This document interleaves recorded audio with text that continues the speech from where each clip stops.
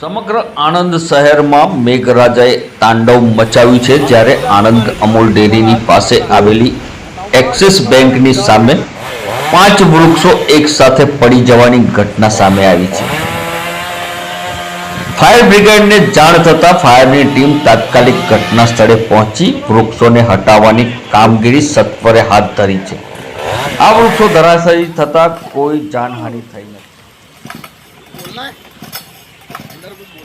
ના ના પેલા જૂના બસ સ્ટેન્ડે બી પડ્યું છે ને.